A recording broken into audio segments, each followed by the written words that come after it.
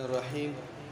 الحمد لله رب العالمين والصلاة والسلام على أشرف الأنبياء والمرسلين. أما بعد، كتاب رياض صالحين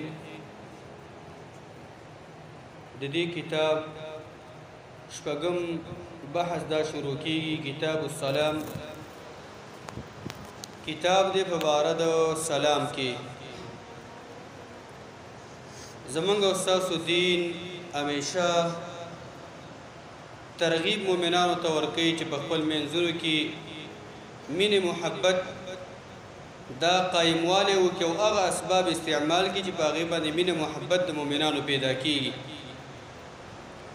او همیشه یې د هغې څه نه منع کړې ده چې د مومنانو په منځ کې نفرت د هغې په وجه باندې اچولی کیږي. نو دا کتاب دی او دا بحث دی په باره د سلام کې. سلام دا نوم د الله دی او الفاظ د سلام دا دی چې السلام علیکم ورحمت الله وبرکاته.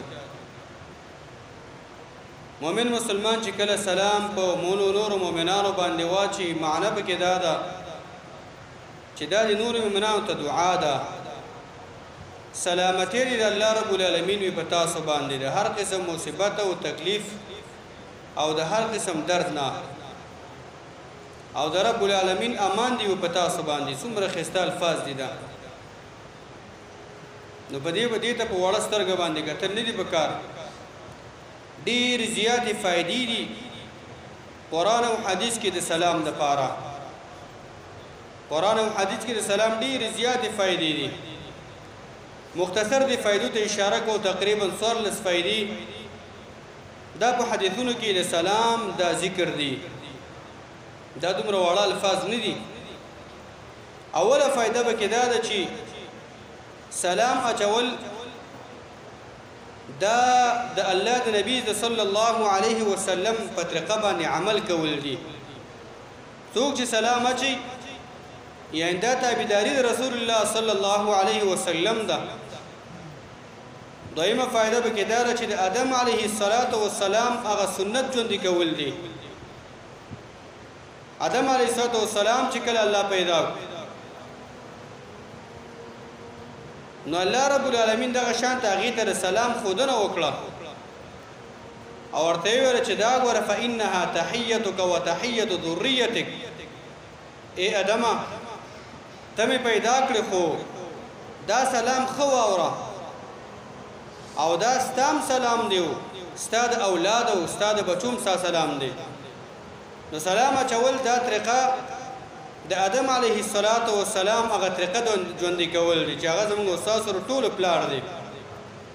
بله فایده به کې دا ده چې من علامات الاسلام، دا د اسلام د نښو نه یوه مهمه نښه ده سلام اچول. څوک چې دا اچي یعنې دې کې د اسلام یوه عظیمه نښه موجود ده. بله فایده به کې دا ده چې د مسلمانانو په خپل منځونو کې دا حق الله رب العالمین ایښی دی. زموږ استاسو دین د یو مسلمان په بل مسلمان باندې څو حقوق دي، یو سلام اچول دي. ته چې مسلمان باندې سلام واچې تا د مؤمن مسلمان حق ادا کړه. بله فایده به کې دا ده چې د محبت د مهمو اسبابو نه یو سلام دی. د محبت د خپرولو، د محبت په خپل منځونو کې د محبت اچولو او پیدا کولو مهم سبب دا سلام دی. تا که چا سره څومره ورانې لانجه او قصه او خبره راغلې ستا او د یو چا ترمنځ، سلام واچوه هغې په منځ کې به د هغې په ډه کې به ستا د محبت هغه تخم وکرلی شي. هغه څه چې تېر شوي دي او څه خبرې اترې چې ستا او د هغې ترمنځ راغلې وي، یعنې هغه تا په سلام اچولو باندې ختمې کړي. دا د محبت مهم سبب دی. او بل فایده د سلام دا ده جنت ته د داخلېدلو مهم سبب دی. د الله پیغمبر صلی الله علیه وسلم وروسته حدیثونو کې راشي لا تدخلوا الجنة حتى تؤمنوا ولا تؤمنوا حتى تحابوا. د الله پیغمبر فرمایي جنت ته تر هغې نشئ تللی چې تاسو مؤمنان جوړ نشئ، او مؤمنان تر هغې پورې نشئ جوړېدلی چې تاسو په خپل منځونو کې محبت قایم نه کوئ. او محبت په څه راځي؟ په سلام باندې. بله فایده د سلام هغه د من خصائص امة الاسلام، د اسلامي امت د مهمو خصوصیتونو او ځانګړتیاونو یو سلام اچول دي. د اسلامي امت نه خداده چې هغه کې به سلام وي. او بل فائدہ دا ده بهترین کس الله رب العالمین ته هغه کس ته چې اول سلام واچي. اول الناس بالله من بدأهم بالسلام. بهترین کس هغه چې اول سلام پیل وکي او د سلام شروع وکي. بل مهم فائدہ د سلام دا ده مهمه ذریعه او سبب د اجر او ثوابونو د زیاتوالي هغه سلام دی. نبی اسلام روایت کې برش سوچ السلام علیکم وی لس نیکی به انسان ته الله ورکی. سوچ السلام علیکم ورحمت الله شل نیکی به الله ورکی. سوچ السلام علیکم ورحمت الله وبرکاته دیرش نیکی به الله ورکی. ته سوچو چې دا سلام ته اچي اتوماتیک به رب العالمین ستاسو د بانک په اکاونټ کې چې دا د الله سره جمع کیږي الله تعالی سره به تاسو څومره نیکی جمع کیږي. د څومره خلکو سره موږ تاسو ملاويږو. د کور نه څو بیري وځو کور د څو بیري داخليږو په وتلو کې پرنوتلو کې سلام اچوا په وتلو کې سلام اچوا یو ځل چې نه وځي یو ځل چې وځي او تا مکمل سلام واچو ته سوچو چې تاسو نه کېش تقریبا یو سور اتې نه کېش دا چې السلام علیکم ورحمت الله وبرکاته سره واچي کوټې د نوځي کمرې نوځي سلام اچوا. نو دا یعنی مهم سبب د اجر او ثواب د زیاتوالي دا سلام دی. بل لسمه فائدہ هغه یو سبب دا سلام اچول دا مهم سبب د حاصلولو د برکت دی.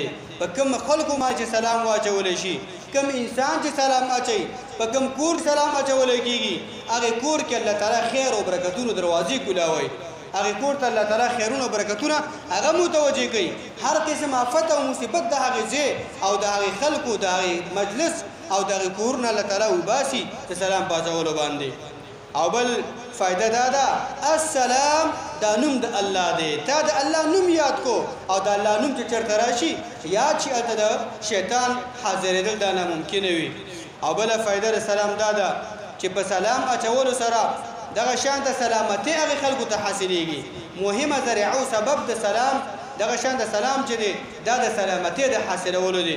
الله به دغه شان ته هغه خلکو ته چې سلام اچي او سلام به اچول کیږي هغوی ته به الله رومي د خپل عذابونو او د هر قسم تکلیفو او د هر قسم مصیبتونو الله هغوی ته سلامتی ورکوي. او دیارلسمه فائدہ دا ده سلام اچول دا صدقه ده په خلکو باندې. صدقه ځان له دانه چې مال ورکه صدقه ځان له دانه چې مال ورکه. نبی اسلام یو روایت کې فرمایي کل سلامه علی الناس کل سلامه هر یو بند انسان چې دی په دې خلکو باندې لازمه ده په کومه ورځ چې لمر راخیږي او تا الله روغ د کډ نه راپاڅي د خوب نه در راپاڅي په تا لازم ده چې صدقه وکړي. صدقه امر بالمعروف نهي عن المنکر صدقه ده. د مؤمن مسلمان سره بار اوچتول صدقه ده. یو څوک د روډ نه اړول دا صدقه ده. جمعه ته تلل او قدمونه اخیستل دا صدقه ده. مؤمن مسلمان باندې سلام اچول تا نیکي وکړه دا صدقه وکړه. څومره یعنی بهترین ثواب د سلام دی. او بل اتورلسمه فائدہ دا ده چې د الله رب العالمین د بخلو د اسبابونو یو سبب دا چې السلام علیکم ورحمت الله وبرکاته. په دې معنی الله تعالی معافي کوي.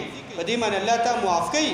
په دې معنی تعالی الله تعالی کړي ګناهونه هغه الله تعالی ته بخي. یعنی دا ډیر غټ تفصیل دی. مختصر یو څوارلس فائدې دا په حدیثو کې قرآن او سنت کې د سلام ذکر دي. دا وړه خبره مه ګڼئ.